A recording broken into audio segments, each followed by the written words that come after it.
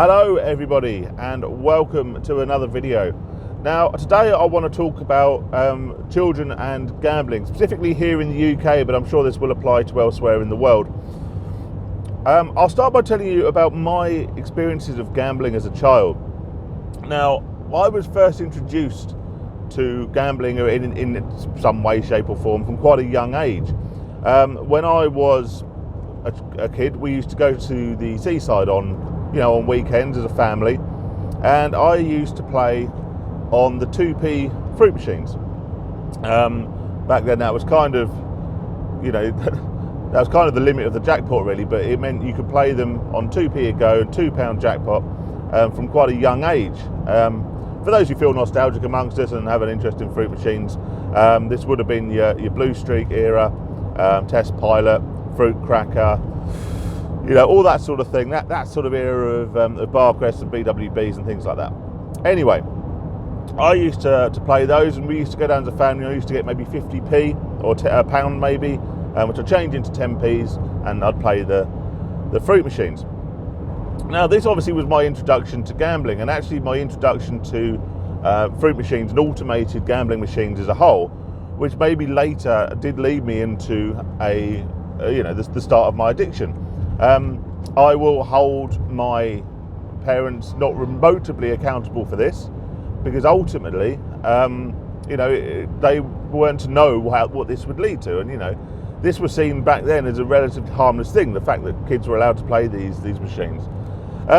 This developed over time, and fruit machines accessible to children became £5 jackpots.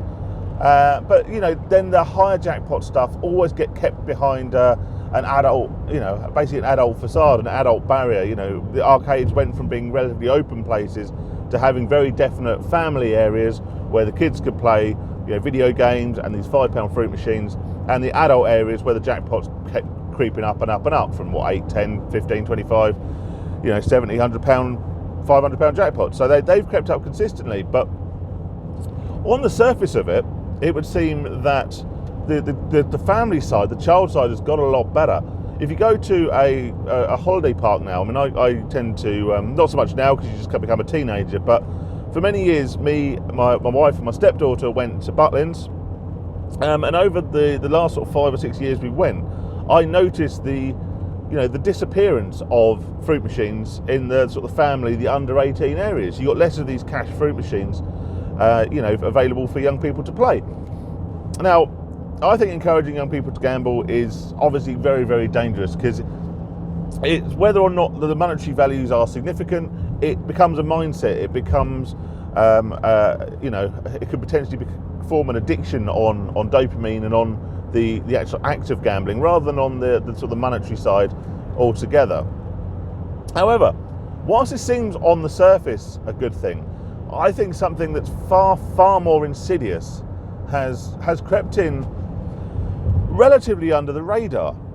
When I was a kid myself, I can't remember, maybe 10 or 11, I used to holiday again at BUTLIN'S with my parents, with my family, and I remember playing like a whack-a-mole kind of game. Do you remember the one where you used to whack the crocodiles with the mallet? I can't remember what it was called. But yeah, I played that just for a bit of fun, see what kind of score you can get. But I didn't just get the good high score at the end. I got a couple of these plastic tokens, these rank amusement tokens. I remember them well. And they effectively paid out these 2 tokens. And at the time I had absolutely no idea what these were for, but I thought, oh, this is kind of cool. I stick these in my pocket. And then I realised that actually, if you saved enough of these tokens, you could trade them in. Nearly always for something completely rubbish, save 10 of them and you get, a couple of penny sweets or something. Pretty rubbish returns, but it was kind of cool. It's quite a fun thing. But this has crept in more and more, as I have seen. I live quite near the seaside. More and more into these family areas of arcades. Where the fruit machines once stood, we now have these machines that no longer pay out these plastic tokens, but instead they pay out these tickets, normally yellow or buff-coloured cardboard tickets. And you think, well, what's the harm in this? A kid gets a high score, they can trade a few tickets in for some penny sweets. Surely that's better than them playing with pounds after pound after pound to win, potentially a £5 jackpot on a fruit machine. Surely this is much less harmful. It's much less related to gambling. It's just a bit of fun. And if it was still playing whack-a-mole for a couple of tokens that you can trade for a sweet, maybe I'd agree with you. But I'm sure if you've been to an arcade recently, certainly one of these family seaside arcades, you'll notice that, ever so subtly and ever so slowly, they have more, the games have morphed from these sort of play for fun, entertainment kind of games, like I say, like the whack-a-moles, like those sorts of things, where you get a slight payout for doing really well at the game, but ultimately the focus is on the entertainment value of the game. To these machines that now have jackpots, really simple games, and they've gone up from like 20-30p a go to £1 a go, and they become almost like Wheel of Fortune type of games, where all you're doing is spinning a big wheel in the hope of getting the biggest number of tickets as an award. You've even now got converted fruit machines, old things that probably used to be £5 fruit machines back in the day, but instead the jackpots are now 500 tickets or something like this. So what we've done is we've gone from paying 30p, 20p, 50p, whatever, for a game, but there is a chance you might get a couple of tickets and win a couple of sweets out of it, to eliminating the game almost entirely to a point where you're literally putting £1 in and hoping to win the biggest number of tickets possible. I know, as a stepdad and knowing many, many other parents, that children generally aren't money motivated.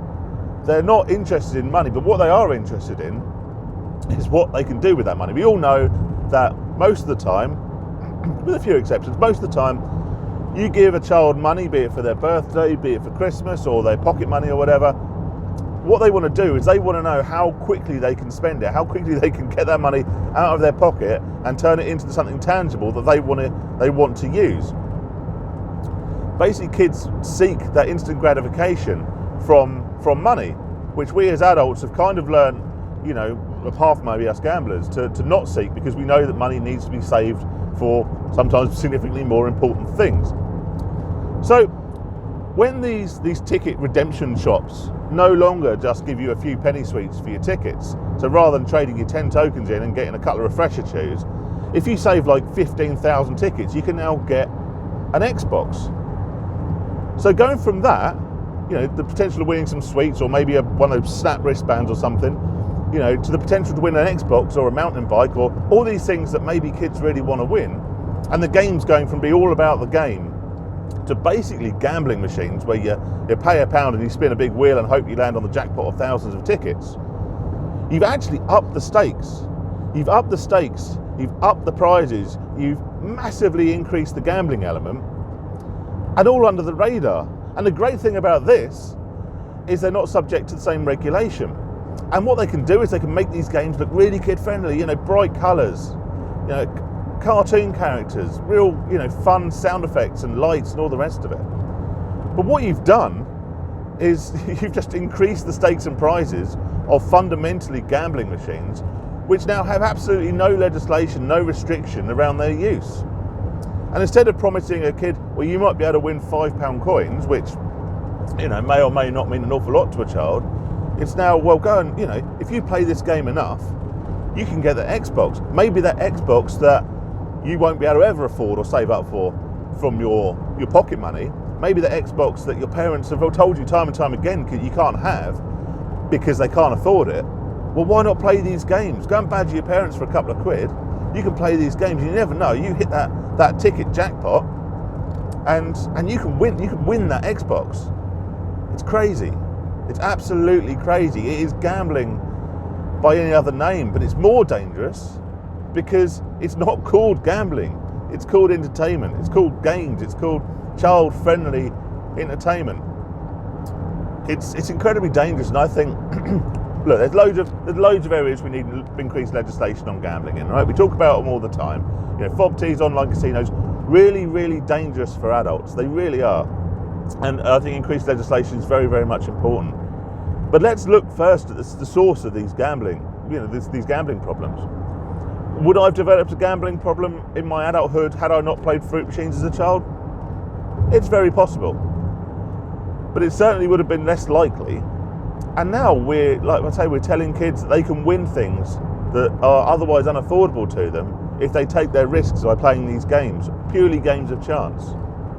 And it's going under the radar and it's not being addressed. And if that's not dangerous, then I don't know what is. Let me know your thoughts anyway. It's good to be back. Thanks for hanging around and watching the video. If you do like the channel, then do hit subscribe, like the video, drop us a comment below, and I'll catch you on the next one. Cheers, guys.